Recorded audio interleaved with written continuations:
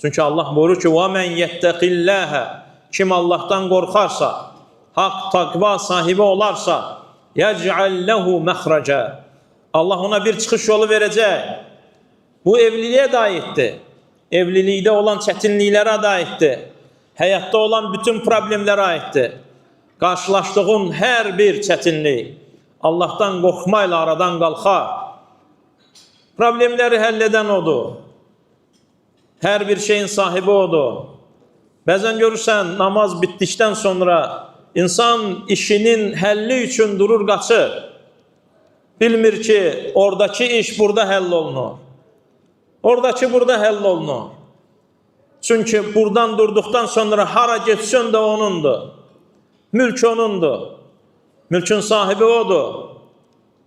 Onun için baş koyarak diğer problemleri həll edirsən.